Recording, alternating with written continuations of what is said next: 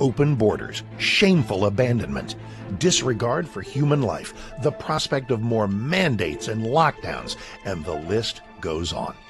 Now more than ever, we need to stick together. Voting alone is not enough.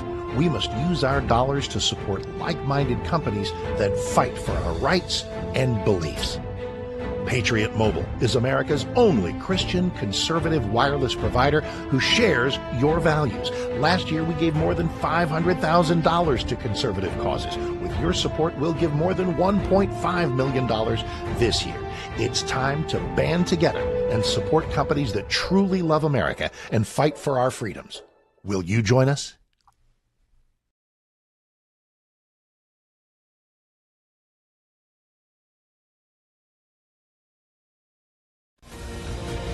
This is Kentucky's Voice Radio, covering the latest state and local issues with Tom Fallbush, Bob Scott, and Jim Waters. All right, welcome to Kentucky's Voice. I'm your host today, or one of your hosts today, because on Thursdays and Fridays we have three hosts, and it's awesome. We have Tom, Bob, and Debbie, your favorite crew, and we always enjoy having great guests on the show. And today we've got a really good guest. So we have, I guess, one of the real leaders in the Republican Party in the state is here today. He's the leader of the Republican Party of Jefferson County, Jefferson County Republicans. Big job. So, Don Fitzpatrick. And so we're going to have him the whole show. We're going to discuss a lot of different topics. One hot topic is just this nonpartisan, election we just had. It was confusing to a lot of folks. We had a lot of concern about it. Let's kind of break that down. What does that mean? How that came about? How we should approach elections going forward? And just some background on that. Also, we want to hear a bunch of other topics too. This is the primary in general, and just the Metro Council races. We have a lot happening here in Jefferson County, locally, and this is the man to talk to. So we also want to encourage you to send in your text. So we have a text line 502-571-0970, 502-571-0970. If you have any questions or comments for Don Fitzpatrick, who is the head of the Jefferson County Republican Party, and he's been involved in the party politics in the state for quite a while, so he knows quite a bit of what's happening, and so it's just a great guy to talk to. So, Debbie, before we go to Don, I just want to say hello. Yeah. Hello.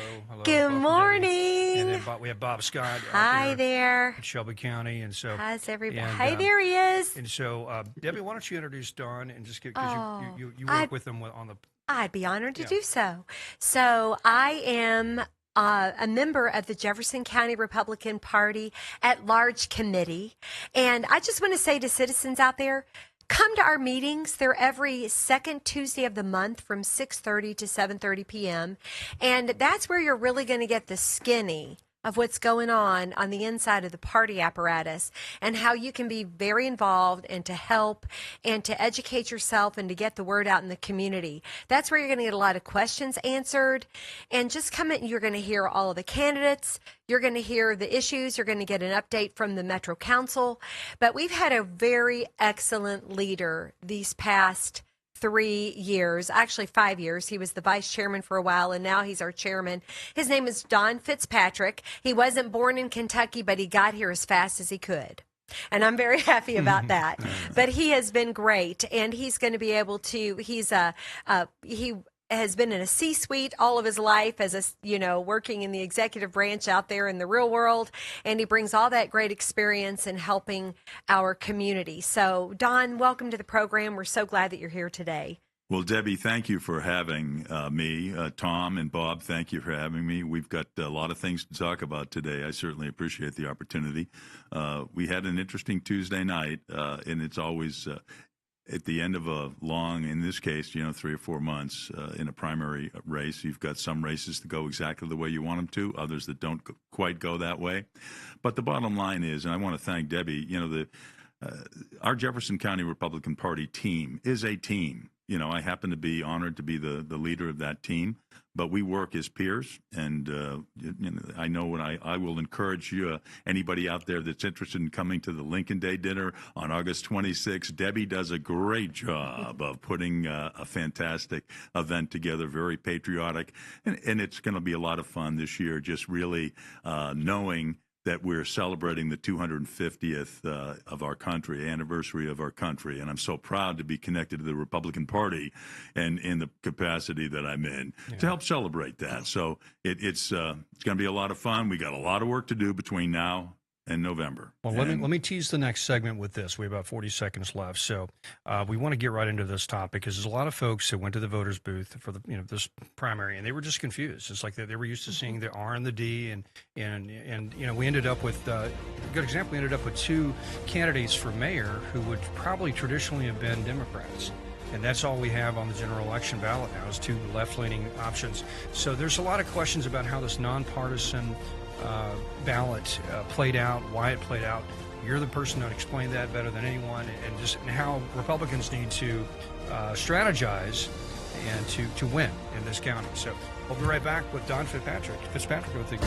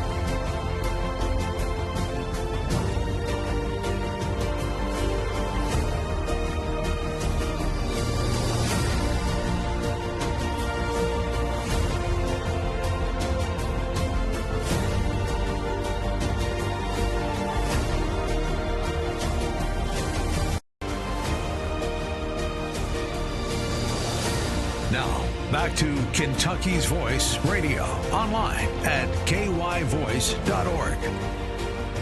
All right, welcome back to Kentucky's Voice, and want to encourage you to send in your text today. We have a great guest, head of the Jefferson County Republican Party, Don Fitzpatrick, and I'm sure there's some questions and comments that you'd like to pass along, so please give us a text, 502-571-0970.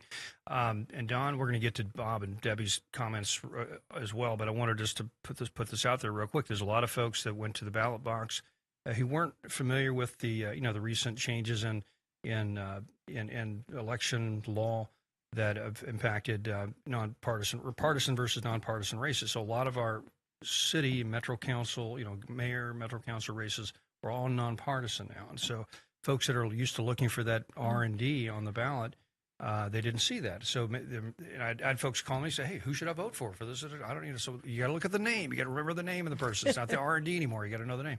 And so so that caused a little bit of confusion and concern. And so I know, I think that was a state legislative issue and initiative. And so what are your thoughts on that? How it panned out and just Well, Tom, it was confusing, and we expected a certain amount of confusion. I will tell you, 2 years ago, and Debbie was in the room as one of our executive team members, I was not in favor of that. Yeah. I was not in favor of that. Yeah. I believe that as many races as possible should be partisan because I like to understand as a voter, it gives you a good starting point, right? Yeah. Right. Now, so we had a couple of very healthy meetings in Frankfurt with members of our delegation, and I expressed my view. Councilman Piagentini was on with me at one point, and look, the bottom line is the decision was made. The legislators felt strongly to do this. And as I was, when I worked for IBM, if there was a product change, and even if you didn't like what the brilliant people in the development labs came up with, it's your job to go put it out there in as positive and clear a manner as you can. So that's what we tried to do. But, Tom, I will agree with you. I was answering a lot of calls, as was our executive director, Sarah Provancher. Mm-hmm. And so, bottom line is, that's the law, and as soon as it became the law, we had to start thinking about, okay, how are we going to do this and maximize our opportunity? We had actually 2 Metro Council races that had there not been the nonpartisan in both 17 and 21, where Nancy Lynn Walters and Lonnie Joseph were running, they had multiple Democrats. Well, in a traditional partisan race, they would have been skating right through or running right through to November. Yeah. But because there were multiple Democrats, Tom, you had to have a primary. Yeah. And I also know that in the mayor's race, we would have had a Republican nominee for the mayor's race. For the general but election. I know, yeah. and again, I don't want to ascribe motives or anything else. I believe that the legislature, the members, these are folks that have served for a long time. And I think their heart was in the right place. They also wanted to get people that were independents more involved in the primary process. I will tell you, that was one of the exciting things about this process this time, Tom, was I had independents call me and say, well, I just figured I'd call the Republican Party and ask, what do I do? Am I actually going to be able to vote? And of course, I said, you'll be able to vote in if you have a Metro Council race that's up in your district. And also if you've got, of course, you can vote in the mayor's race. And they were pleased. So, look, you've got to, sometimes you need to take a look at where you move the business or the party forward, whatever it may be, and just do the best with what you've got. And also the state legislature did pass legislation earlier this year that was not specific to the Republican Party, Tom and Debbie, and Debbie, you heard me talk about and this Bob, in the meeting where Bob we can, liked this too. we can raise money for candidates in nonpartisan races. I actually shared that with the vice chair of the Democrat Party after one of the meetings down in the West End that I was attending. And the bottom line there is that, the parties are still going to be very engaged in the nonpartisan races. But I will tell you, we need to do a better job. We learned a lot from this experience, and we need to do a better job of getting the word out about this. And, the county clerk's office did put a lot of information out there. At every one of our monthly meetings that Debbie referenced, we had information on how it's going to work. But not everybody. We only usually have 60, 70, 80, maybe sometimes 100 people attending. So they were up to speed. But still, there was some confusion. I certainly acknowledge that. And what we're going to do is work with the county clerk's office, the election center, and try to make it going forward as smooth as we can. Got it. I would say maybe, I think the state legislatures had the idea that, maybe if we had nonpartisan races, that in the mayor's race, you may have had someone like a Bill Dourif who lost a few years ago to Mayor Greenberg. He would have had a better chance because a lot of people just instinctively vote R or D in this county. In such a heavily weighted Democrat county, just the straight ticket voting runs against a Republican candidate. So maybe making it nonpartisan, a Republican can have a fairer shake. Would you say that was the argument for that? That was part of the calculus, Tom. Yeah. Without a doubt, that was part of the calculus. And including and independents. I understand that. And including independents. So I do understand that. And again, I'm not here to say anything. Look, that was 2 years ago. Right. So that's, it's old news. Except for the fact that, although it was passed 2 years ago, this was we just the first experienced election this to do last week and a half, and this is the first election. So we anticipated a certain amount of confusion. We tried to do as good a job as we could as a party to get the word out. But sometimes this is natural. Folks don't pay attention until the night before. Tuesday or whatever. And then it's like, oh my gosh, who do I call? Who would I vote for? Whatever. And, but we'll continue to hone in on this. And again, now that we're through the primary, it's going to be very straightforward, I think, much more straightforward as to, most of the races that will be coming up. It's just hard to get the education out, and I'll include Bob in this. Bob will get a kick out of this. Hey, Bob, we had a lady come who wanted to vote for, in your district race, the Massey versus Galrain. She came to the 3rd district. She's trying to vote. Right. She was very upset with me because I didn't have a ballot for that.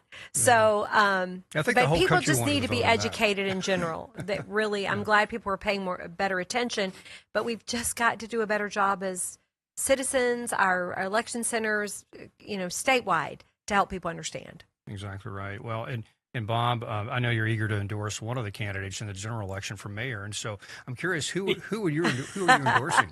Is it Mayor Greenberg or his calendar? Or the socialists, or the other socialists? Well, first of all, I don't live in Jefferson County, oh, that's so right. I won't have to worry about that. Right.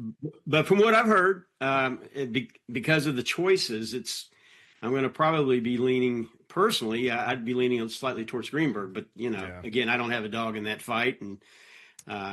We did get a text that did come in already, and it's more of a comment. In fact, it's a comment and a question. But anyway, I'll read it to you. Citizens are required to vote blindly for judges. Citizens do not have access to judges' rulings. This is why we have so many liberal judges. Same for JCPS board.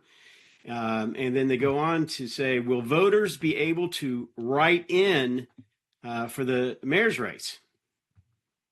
Good questions, Don. I think I there think will be they that can. opportunity. I think there will be that opportunity.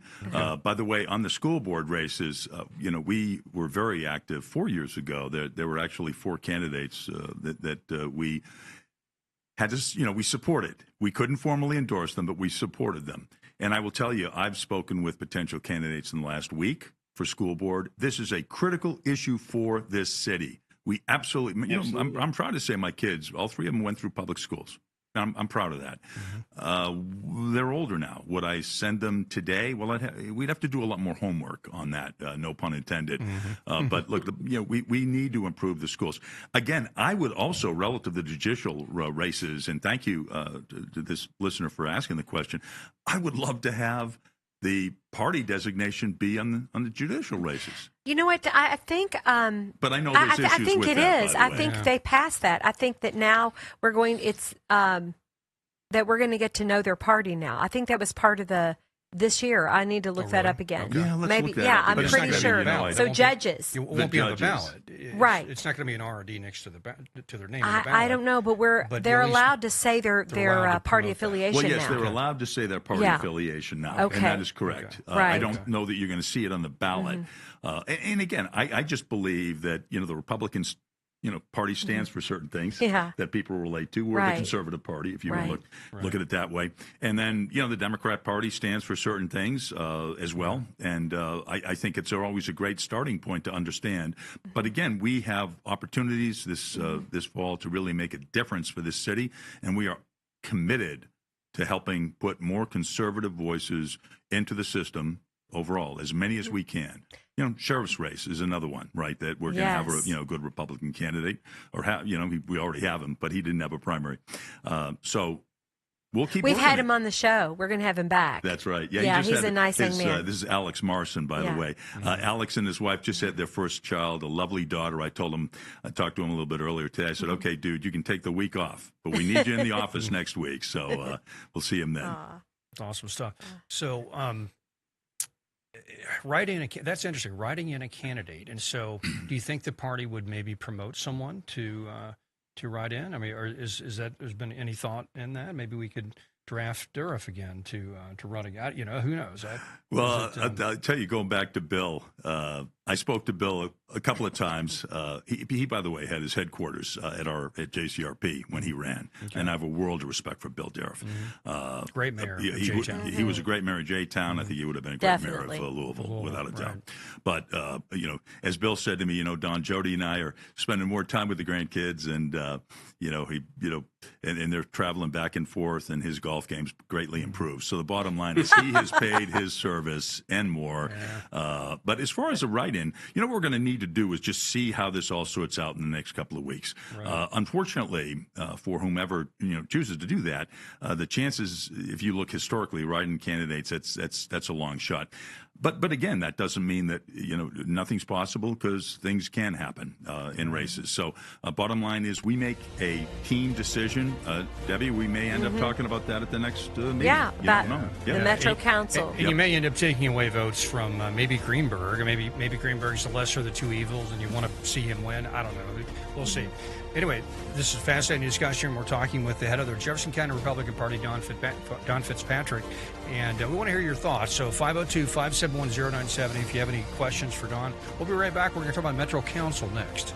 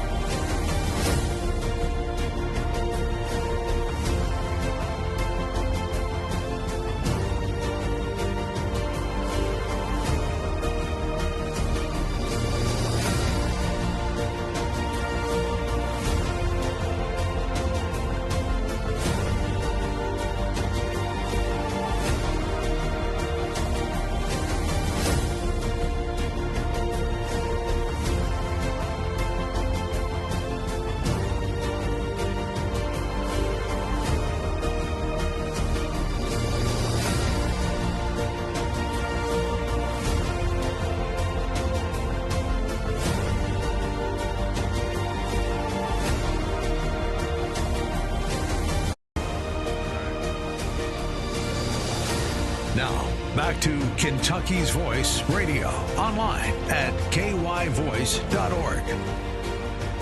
All right, welcome back to Kentucky's Voice. We're talking about the nonpartisan races that we just went through here with the recent primary and the fallout from that, and just some of the issues involved with that. We're talking about that with the best person to talk to about that, which is Don Fitzpatrick, the head of the Jefferson County Republican Party, because he took all the phone calls from the angry folks saying, "Hey, where's the R on my ballot? I can't. Who am I voting for?"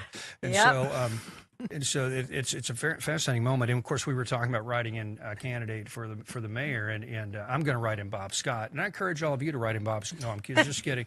Actually, write-in candidates could be actually a bad thing, because it could be a spoiler or almost a vote for your opponent very often. So you got to be careful how you approach that write-in issue.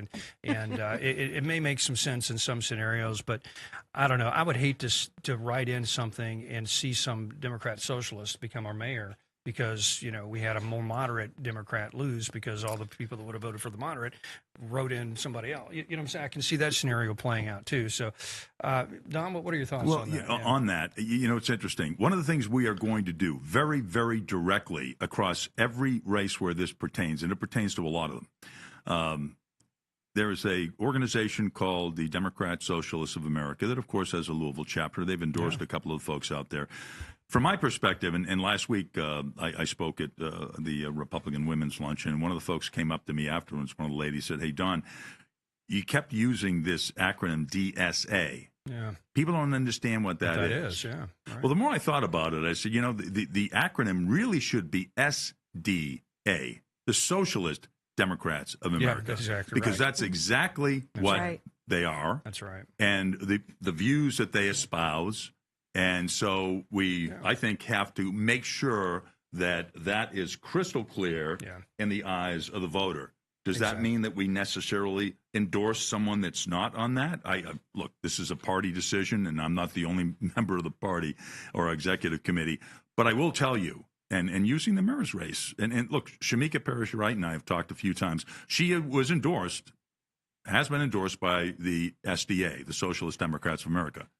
Are we going to call people's attention to that? Yeah, you're darn right we are. Absolutely. Yes. We don't want a Mondami in Louisville. No, we can't have a Mondami. Keep him in New York. I'm sorry, we're not going to. He needs to be out of New York. But let me ask you this: Why couldn't we get a Republican candidate on the general ballot? Is it because we had too many candidates that were Republican or right leaning, and so we split up our vote? And it was. I'm curious how that played out. It wasn't for lack of trying. Yeah, I know. Look, the bottom line is, if you add up all the Republican votes, we would have had somebody on. Well, no, actually, it was still less. Still less than what the number two.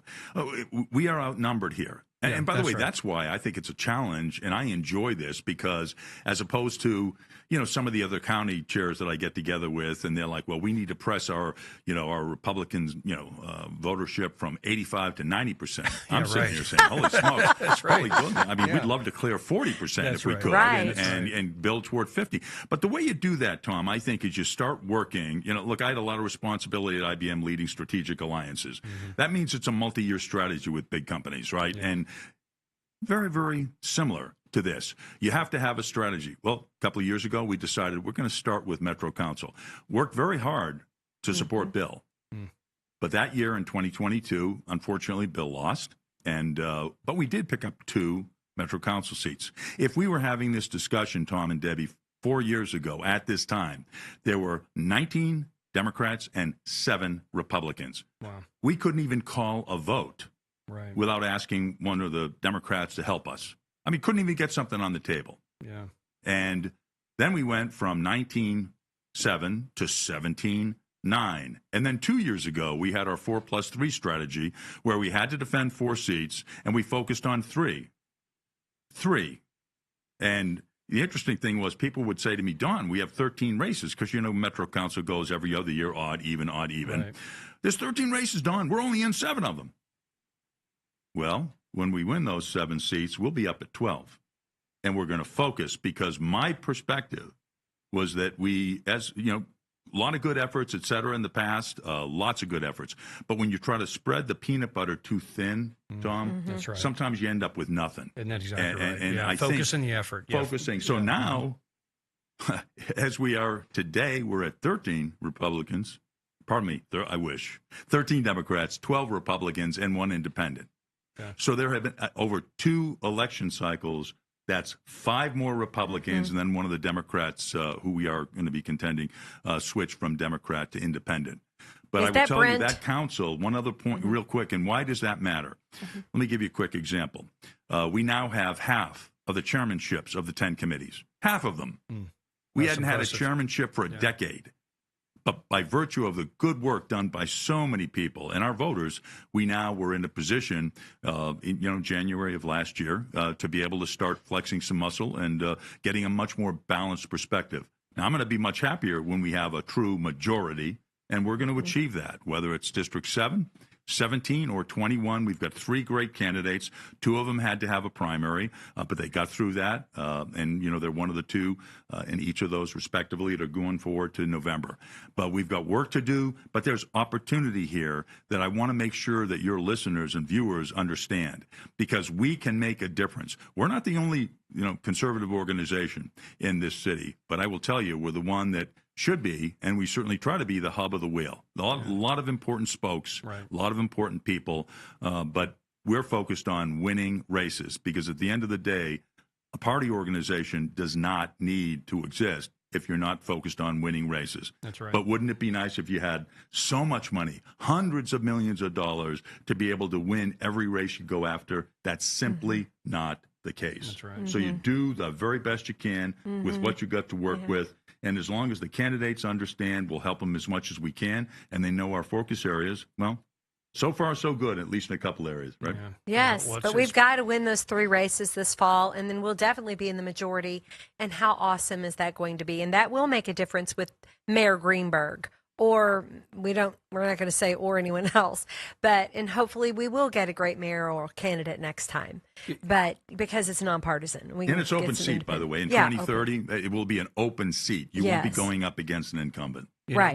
We've talked a lot about on this show, Bob and Debbie, just the the concept of the urban doom loop, and what it is how these blue cities are voting so far Democrat. You get these, Democrat socialist mayors. You get these metro councils in these cities, and they're bad for business. They're bad with the criminal justice issues, the homelessness issues, and so these cities start decaying.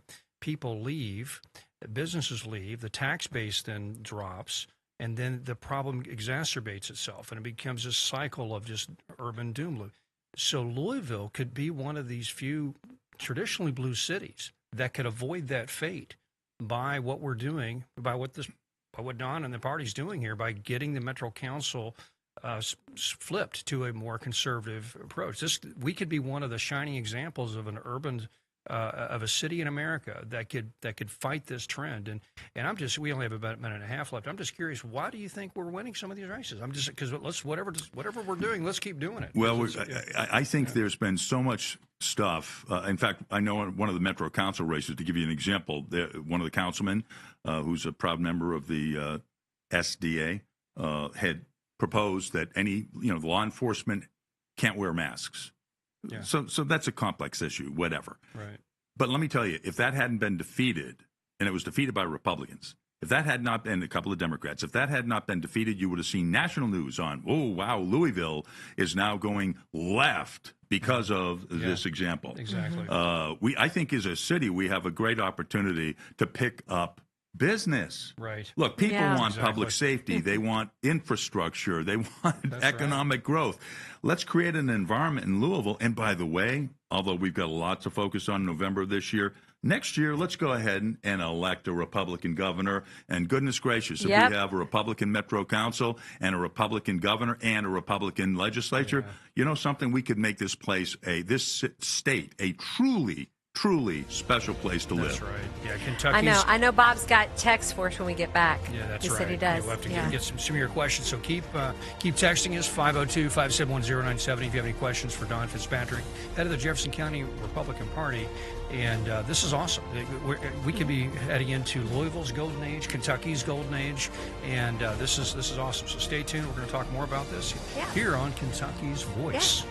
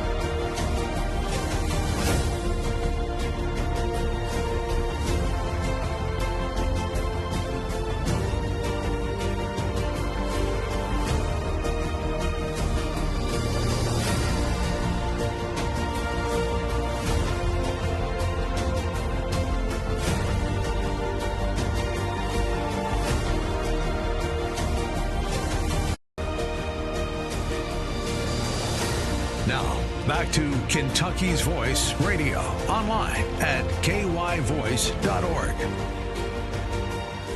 Welcome back to Kentucky's Voice. And, we are this close to flipping the Metro Council to a conservative majority.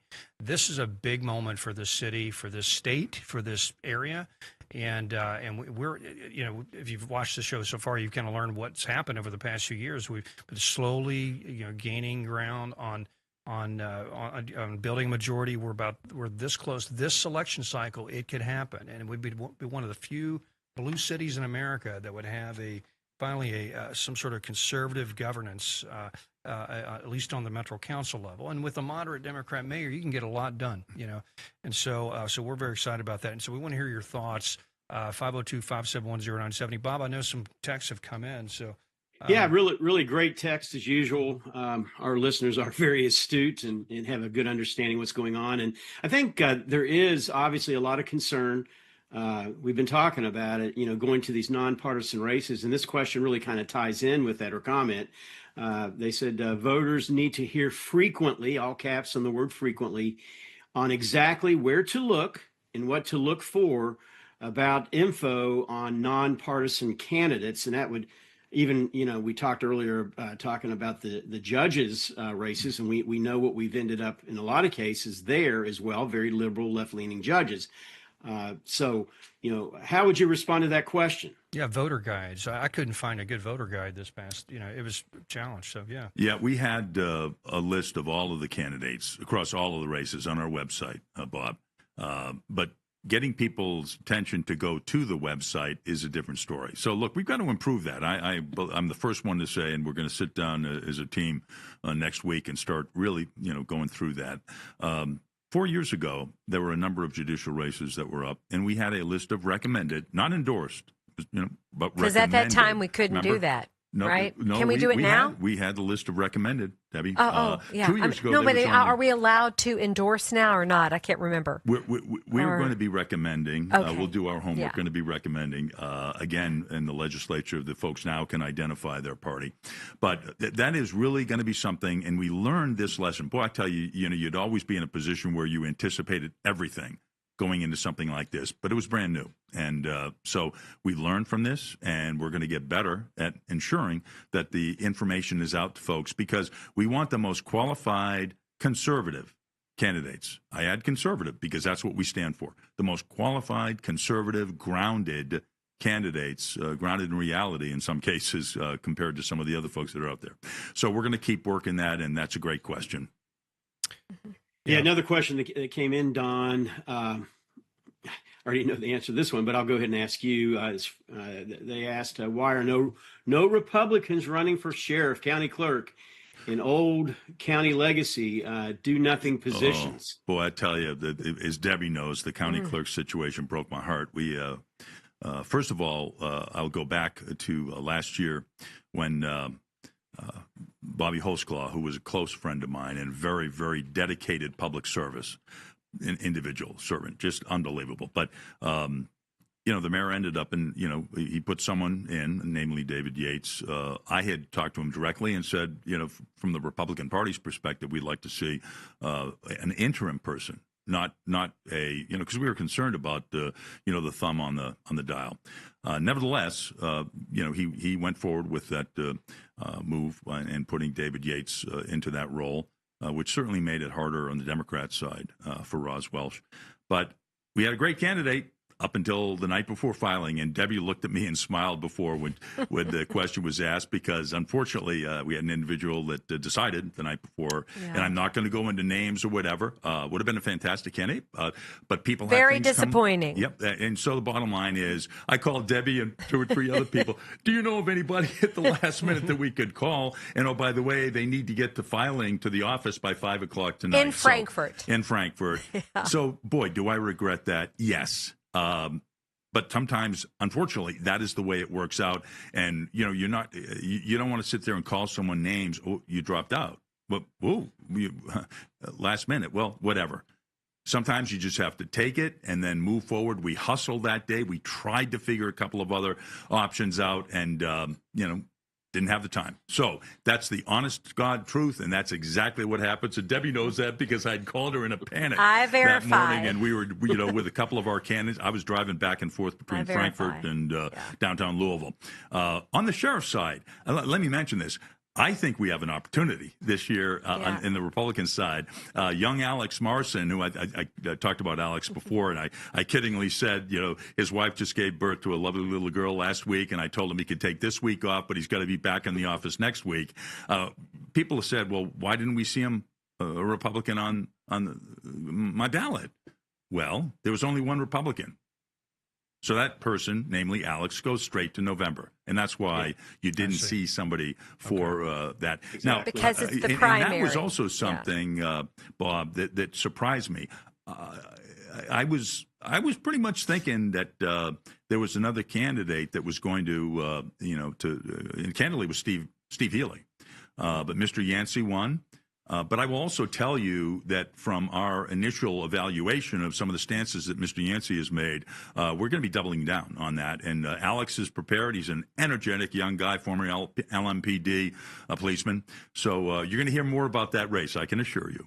Yeah, and Alex impresses me, and I know us as a crew here because we have had him on a couple times, and does seem. And I think that's going to be the key. Is people need to learn more about him. Yes. And certainly we're doing our part.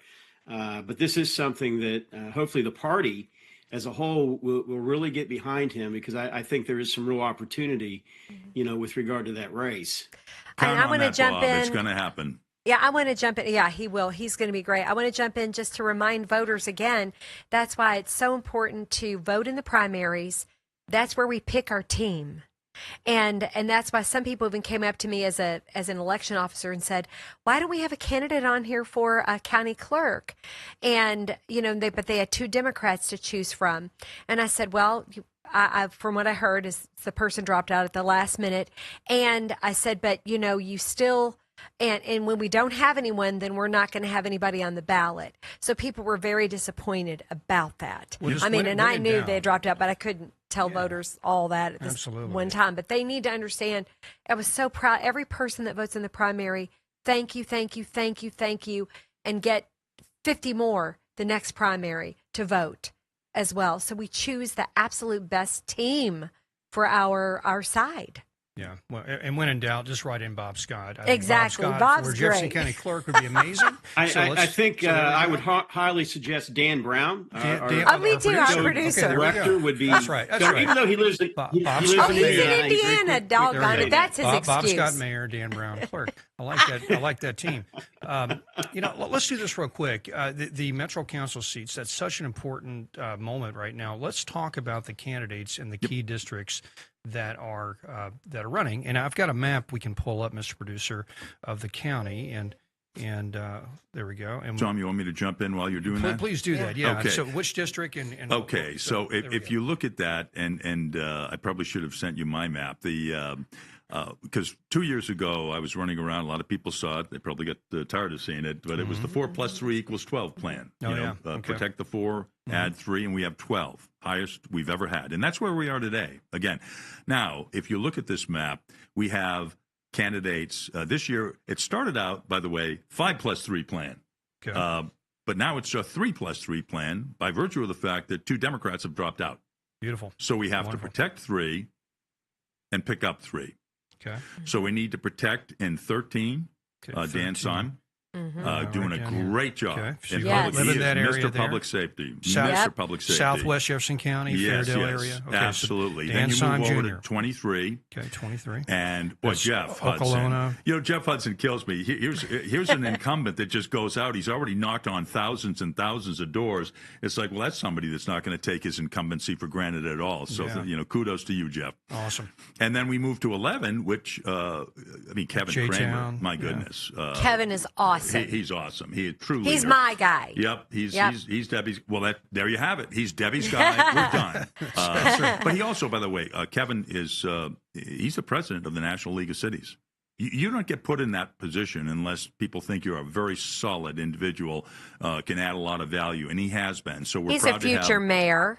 Okay, Debbie, we're starting rumors. I'm just putting it in his Just ear. throwing it out there. From my lips to God's ears. Yep. So those are the three that we have to protect. Now it's Okay, down to 3 plus 13, 3. Now 23, let's go 11. into the other All right. one, 7.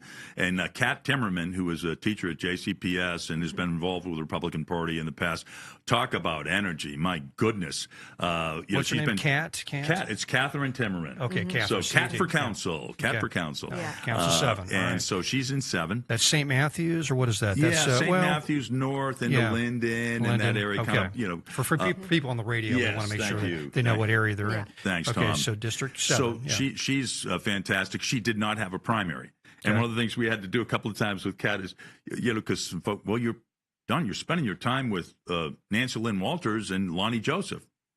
Well, that's because they have a primary. And we either Exactly get right. them through that, you know, that gate, or we're not going to have a 3+3 plan. We'll have a 3+2 or a 3+1. The good news is, again, in 17, so Kat's going to be fantastic, high energy, smart lady, and committed. And in 17, Nancy Lynn Walters, boy, another, you know, she used to be in the news business. And when you talk about central casting, you know, people that can come in and present themselves, and she talks about public safety and infrastructure. She actually works across the river in Indiana. And at times she bemoans the fact she sees more development happening, business development happening in southern Indiana. Yeah. Where she That's works. right. That's right. And It's booming so over there. She Really is. is. She is really focused on that. So what area is that? 17 She's is? 7. So that's that best way to say it, that's 17. Anchorage North, Anchorage because Yeah. I North, live at okay. Anchorage. My Got wife it. and I. So Middletown, Anchorage North. Yes, Got it. Middletown, Okay. Anchorage Yeah. North. Okay. And then And 21. she was also on the Anchorage School Board. Yes. So, but she's going to be fantastic. So please, people, vote for her if you live in that area. She's amazing. Okay, Yes. the last one, we have a minute left. Last one is Yeah. Lonnie. Lonnie's Joseph. Lonnie fabulous. We've had him on the Oh. show several times. That's north of the airport. That's what do you call that area? The Beachmont or what? Yes, Beachmont's part of it Yeah, for Beachmont. sure. Yeah, that's right. And Okay. I mean, Lonnie and his wife Jenny, again, Hard workers, man. Boy, Yeah. I joke with them and say, you know, we recruited one and we got two. Yeah, Yes. exactly Because they're a right. tremendous Wonderful tag couple. team, and, Wonderful. and so they're great. So look, we have a real opportunity, and we're not taking anything for granted, but we're focused. Yeah. 7, 17, 21, and then protect the very strong, high integrity individuals that are already there on this 13, council that are helping 13, us. 23, and 11. And, you know, Good we deal. end up with 15. And we're talking about salt of the earth, amazing citizens. Yeah. These people are hardworking, and That's we right. are very proud of all But of you them. got to know their names, and so Yes. because you're not going to see an R and a D in the ballot box, you got to know Right. these names. So we're going to go over them one more time in the next segment. Also, Don, tell people how in the next segment how they can help, how they can help these candidates win, how we can help the party, and we'll be right back with Don Fitzpatrick of the Jefferson County Republican Party.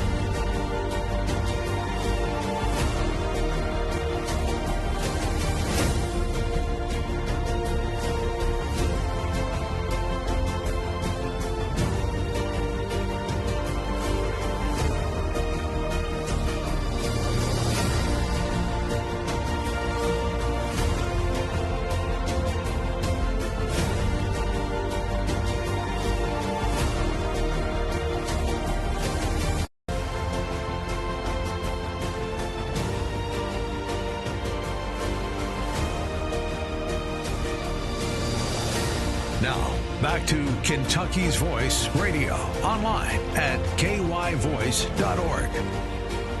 Okay, welcome back to Kentucky's Voice. I'm your host today, Tom Fallbush, along with Bob Scott and Debbie Robbins, and a special guest, Don Fitzpatrick, who is the chairman of the Jefferson County Republican Party. So a lot happening in this county, in this area, in this city right now. It's just a really interesting time to be a conservative. Just momentum. You can feel it in the air. There's momentum in lots of good ways. And so let's wrap up the Metro Council conversation just real quickly. Just go through the names one more time. I'm going to drive these names home into people's minds. That the races that that we need to vote on. So defend and elect. Defend and elect. Yep. What are the names? Okay, so District 7. That's Kat Timmerman. Again, she did not have a primary race, so you wouldn't have heard her. She's already knocking on doors, by the way. She's been doing that. But that's Kat Timmerman in 7. Okay. Nancy Lynn Walters in 17. Okay. Lonnie Joseph in 21. Those are the 3 that get us to 15 right. while we successfully defend 11. We talked about Kevin before, Kevin Kramer. Yeah. And then 23. 13, I should say. I don't want to skip over, again, Councilman Syme is doing a great job. And then 23, great job by Jeff Hudson. So those are the 6 that we really have to focus on. And in 19, there's 2 Republicans running, and we'll sort through how we handle that, Debbie, at our next meeting. Yeah. But, the other thing I put a plug in, not because I'm sitting here, but my wife listens to your program every day, and she is on. In fact, she told me if I do well, I'll get dinner. Otherwise, I don't know. You'll see me. You'll see me at Pizza Hut or something. But in any event, she listens to this program every day. I think the more folks that are like you and what you're doing every day, and the hosts, the different hosts, earlier in the week, helps us get the word out. And, as I said, Kirsty tunes in every day, and sometimes she'll tell me something that I didn't know, which is great because I might have a chance to, to hear it. But other things that we need to do, we need poll workers. 2 years ago, it was the first time ever we had 100% participation from Republican poll workers representation. This year, we were for this spring, we were a couple of hundred short. I'll just tell you that. And, had to kind of fill them in with independents, whatever. So they do a good job with that. But we want to go right back up to full participation at the polls. We want to make sure, Debbie said earlier, the second Tuesday of every month at 6:30, we are on, prime time at 10801 Electron Drive, Suite 208. We try to keep the meeting to a 6:30 to 7:30. It is our executive committee meeting, but it is open to everybody. Open to the public, really. And it's open to the public. And we have a lot of folks that come in that just want to hear and want to engage. And that's one way to stay up with what's going on. But also, check our website. It's easy to remember, LouisvilleGOP.com, and there's going to be more and more opportunities. By the way, we've already, a couple of days after the elections, our ace summer intern, Max, went ahead and we said, okay, we're now focused on November, so make sure that, we refresh the data, on that. And so if you go out there today, and has been for the last week, you'll see the candidates that are racing in November, that made it through. Okay. And that was changed last week. So great, beautiful. Yes. So Debbie and Bob, we've been following the the 3rd district race. Yes. With Tom does a great description of McGarvey. Go for it, Tom. Oh, I love you. What is it? Help me with it. You're just great. I mean, we want to defeat him. Yes, absolutely. Yeah, he's and we should not have a Democratic. That's a whole other topic. We shouldn't have a Democratic district in this state. We need to redistrict anyway. That's just another pet peeve of mine. We're going to talk about that later. But let's talk about that race. We have a great candidate that we're putting up against McGarvey and Maria Rodriguez. And yes. I was really proud of her. I really am proud of our party. I just want to say that for those who think that we've not been in the West End or that we're not engaging, different cultures of conservatives, that's just not true. I know that Don Fitzpatrick has just been pouring himself into the West End the past several years, and we love those people and they love us and the conservatives out there. It doesn't matter. This is a Christian conservative talk show. So I want to say to all Christians, God looks at the heart. Man looks at the outside. And I can say we're looking at the heart. And I'm really thankful that Don found Maria Rodriguez through our dealings with all of our Cuban friends that are conservative. She's a young woman in her 40s and a mom, a single mom raising 2 kids. She's been a business owner. She's a nurse in the emergency room here. She came through the primary. We had wonderful people that wanted to run, and they did the best they can. It's very difficult when you choose to run for office. It's a very difficult thing.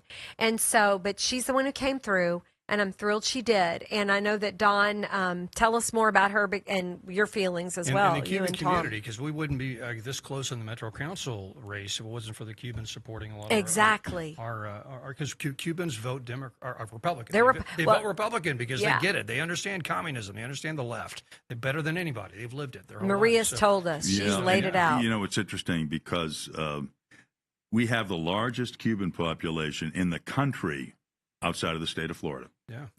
I'll be there in a couple of weeks for some things going on. But, you know, this is a group of people, hardworking folks, hardworking folks. And Maria is a great example of that. She came here in 2009 with nothing but the clothes on her back, she and her husband and her mom. She had to flee Cuba finally because of religious persecution. She's a very proud Roman Catholic. Her mom was very active in espousing the Catholic religion and Jesus Christ. And they were essentially given 3 options, Tom and Debbie. Mm-hmm. Stop, leave, or suffer the consequences. Well, she did go to jail twice, the mom. Yeah, her mom, and so they came over here in 2009, and she's just done great. She's she and her husband built up a business. She actually worked for a couple of years in the slaughterhouse, literally the slaughterhouse down in Butchertown. Oh yeah, right. You know, and that's you know you don't have the most. We all love our meat and beef, but you know it's not the most greatest smelling place. I have family that whatnot. work there, JB right. Swift. Yeah. Exactly, JB Swift. So they important work there, but she was there and worked for a couple of years. They saved, and she and her husband started a cleaning and restoration business. And her passion has always been medicine and helping people. And she now proudly is an RN, registered nurse at the only Tier 1, the only one in Kentucky. And it's down at U of L Health downtown. They get the hardest of the hard. If you know, the most serious, you know, wounds, et cetera, they get sent or flown or whatever to U of L. And one thing she said, she was at the bishop's table one morning with me, and she said, you know, when people come in and they're hurt, I don't ask them, are you a Democrat or Republican? I ask them where their pain is. Well, you know, there's a great analogy there for what politicians should be doing and asking, where is your pain? How can we help? Sincerely, how can we help? Yeah, how can we serve? And how because can we serve? It should be served. And there's a huge difference between a politician and a statesperson. I believe she'll be great. Now, the other thing, too, is, you know, Morgan McGarvey's been in there for a while. But I will tell you, just real quickly, a couple of votes that when I share with some of my friends in Anchorage, which is where he grew up, well, you know, Morgan voted against the Horse of Socialism Act. You know, Morgan voted against the Born Alive Act, which essentially said if a child is born and it's part of an abortion, that it be given the same care as a child that was born early, let's say, in a family that was.